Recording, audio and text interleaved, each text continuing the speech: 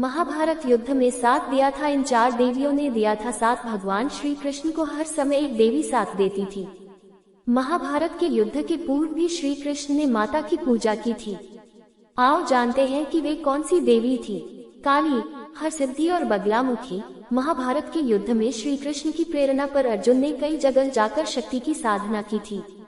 उनकी साधना के वरदान स्वरूप शक्ति के विभिन्न रूपों ने पांडवों की मदद की थी। उन्हीं शक्ति में से एक माता काली 10 महाविद्याओं में से प्रथम है, जिन्हें देवी दुर्गा की महामाया कहा गया है। उन्होंने भी महाभारत युद्ध में पांडव पक्ष की मदद की थी।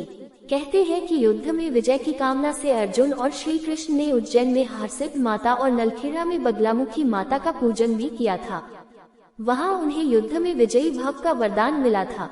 विंध्यवासिनी देवी। मान्यता है कि महाभारत युद्ध के एक रात पहले अर्जुन ने माता दुर्गा की आराधना की थी। माता ने प्रकट होकर उन्हें विजयी श्री का वरदान दिया था।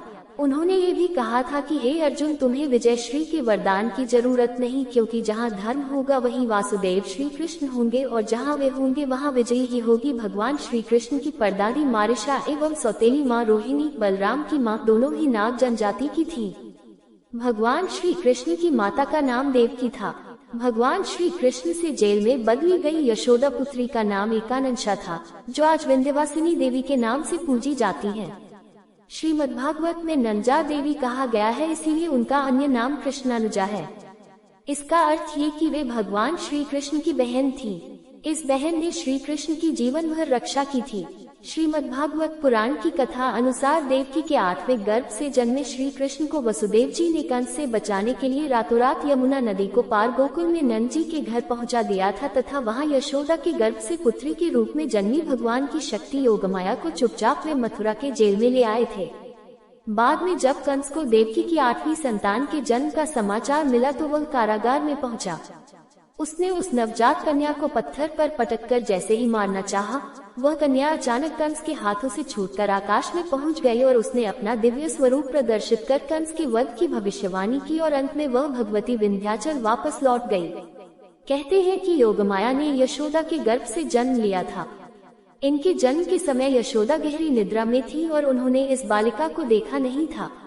जब आँख खुली तो उन्होंने अपने पास पुत्र को पाया, जो कि कृष्ण थे। हालांकि गर्भ पुराण के अनुसार भगवान कृष्ण की मां देवकी के 7वें गर्भ को योगमाया ने ही बदलकर रोहिणी के गर्भ में पहुंचाया था, जिससे बलराम का जन्म हुआ। बाद में योगमाया ने यशोदा के गर्भ से जन्म लिया था। इन्हीं योगमाया ने कृष्ण के साथ योग विद्या और महाविद्या बनकर कंस, चाणूर और मुष्टिक आदि शक्तिशाली असुरों का संहार कराया, जो कंस के प्रमुख मल माने जाते थे। श्रीमद्भागवत पुराण में देवी योगमाया को ही विंध्यवासिनी कहा गया है, जबकि शिव पुराण में उन्हें सती का अंश बताया गया है। भारत में विंध्यवासिनी देवी का चमत्कारिक मंदिर विंध्याचल की पहाड़ी श्रृंखला के मध्य मिर्जापुर, उत्तर पतित पावनी गंगा के कंठ पर बसा हुआ है। प्रयाग एवं काशी के मध्य विंध्याचल नामक तीर्थ है, जहाँ माँ विंध्यवासिनी निवास करती है।